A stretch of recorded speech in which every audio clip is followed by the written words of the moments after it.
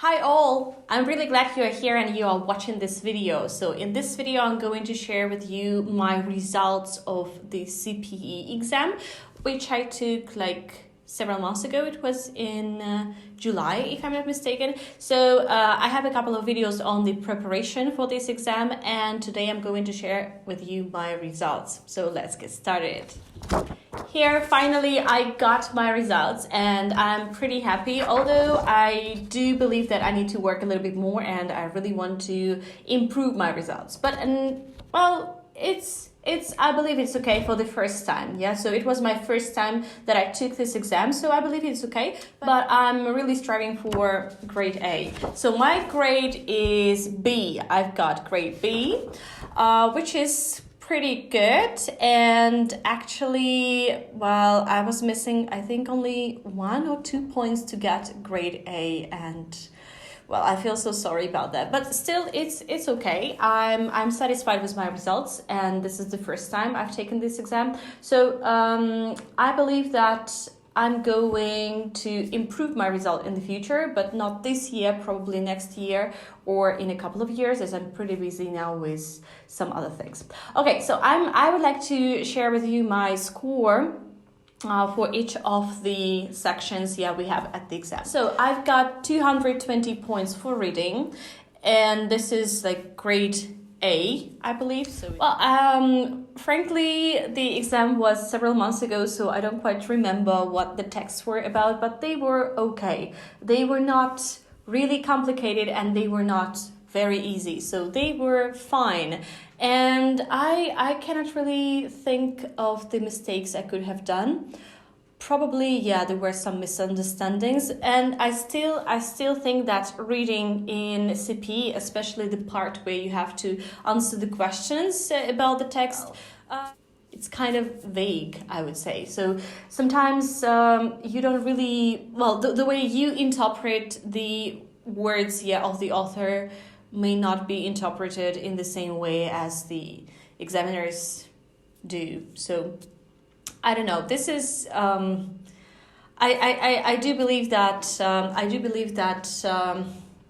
exams do not really show your level, but still it's a good thing, to prepare for the exams and just to be able to understand kind of what you can do with your level, with the English, Okay, so this is about the reading. The next point was use of English, and I was really shocked to get 229 points out of 230. So I had only one mistake, and I know this mistake. I knew that it would be a mistake because I didn't know the phrase. But I was so shocked, because while I was preparing for my exam, it was always the worst part for me. I could never think of any words. I could never think of any idioms or phrasal verbs. And I thought, okay, this would be the worst part ever. But, well, apparently it's not so bad. And actually, when I talk to other people who have taken CPE, they do share with me the same results. I mean that they say, oh, it's so difficult, the use of English part, you can never know everything, all the words, phrases, and so on. But while you're taking the exam, it's actually one of the easiest parts, and that's just so ridiculous. Then I'll tell you about my score for the speaking part, which is also good. It's 227 points. It's grade A as well. Well, I'm kind of satisfied with the result. I believe I was trying to use different complicated structures and grammar structures, vocabulary, C2 vocabulary, and so on. So it was pretty okay, and I really enjoyed the atmosphere while taking my speaking test. As the people there, the examiners, the interlocutors, and well, just the whole atmosphere was kind of relaxing, and I didn't really feel stressed. I was able just to speak, to discuss different topics, and the topics were pretty easy there. So some hobby things, nothing connected with sounds, nature. The topics which I pretty common at this exam. So I believe it was okay. It was not, again, really easy, and it was not difficult. It was just okay. And then we go to the worst part of my test, of my results. This is writing. And I'm really struggling with my writing, as still, yeah, I have taken my CPE, but still I cannot really understand how to write and what to write. What are they expecting when you're writing something? So still I have this mess in my head, and I was just trying to use as many complicated structures and words and phrases, but this didn't really work out. So my result is grade C for writing. It's 207, and well, I don't know. I cannot explain it, as I don't really get it. The way they, well, evaluate the writing, the way it has to be done. I don't get it, frankly speaking. So anyway, I think I'm kind of satisfied with this result, again, because I have no idea what must be there. Of course, I've read through all the criteria. I kind of understood the criteria, but still, while I was reading, the samples of the writing, I thought that they were pretty simple. The vocabulary there was pretty simple, like B2, C1 level, but still they got the highest score. And well, for me, it's still kind of a mystery and secret how to write. Anyway, if you have anyone who is an expert in this sphere, I would be really glad. I would appreciate your help. As you know, I would really like to take this exam again, but I know that I cannot do that unless I find an expert in writing, because this is the worst part. All the other parts are okay. I can do that. But writing, I have no idea what's the point and what are the criteria. Well, again, I know the criteria, but like what is expected? Still, I cannot understand. This is such a mystery for me, frankly speaking. And the most disappointing part for me was the listening part. This is so ridiculous, because when I had done my sample tests, mock tests, listening had always been one of the easiest parts for me. I have no problem with that. I understand kind of everything. I watch series in English, I watch movies in English, I read a lot. Well, I hear people talking English all the time, and this is not a problem for me. So whenever I had done my sample test on listening, I had kind of a maximum result. So I thought, oh, it's easy. I don't have to practice a lot. But this is so strategically not right.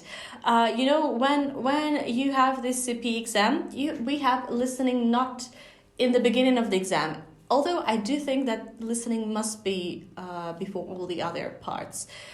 Because when you are like fresh and you still have, like a good ear at the beginning of the exam, then it's so much easier to listen. But listening was on the third hour, I think, a third hour of the test. And I realized that I was already so tired. I didn't want to hear any English. I didn't want to read any English. I didn't want to do anything. I just wanted to have my lunch and go home and sleep. And the problem was that the first text was okay. It was pretty easy, and I was able to take the answers while listening to the text for the first time. But then such a strange thing happened. When the second listening part started, it started to rain, and I was sitting next to the window, and the only thing I could concentrate on was the raindrops. And I was trying to concentrate on the listening, but at the same time I was like, oh no, it's raining. I will not be able to understand anything because I'm listening to the raindrops. And of course, while I'm thinking about that, I'm not listening to the audio. And yeah, here the second listening, and it was so complicated, something about space exploration or something like that, really scientific. So I had and the listening part, you know, was where there are like long questions and several answers to the text. It was just so frustrating. I realized that I had already missed half the text, and yeah, and for the second time, I still couldn't concentrate because I was thinking, oh no, I couldn't hear anything. I was just listening to the raindrops and that's it. Yeah, so concentration is the key, I believe. And it's so hard, you know, it's so hard to concentrate on listening after several hours of reading, writing, whatever, yeah, so doing stuff. And then you just cannot concentrate. And this is so bad. And I was so disappointed about my listening, as, you know, I had thought that, oh, this is the easiest part. Like, I have never had any problems with it. Apparently, even if you think that you are good at something, still you have to practice this, you have to improve your skills, and my recommendation would be to write as many mock tests as possible. Yeah, all these 5 hours, not just because I didn't really write the whole test, I think, in one go.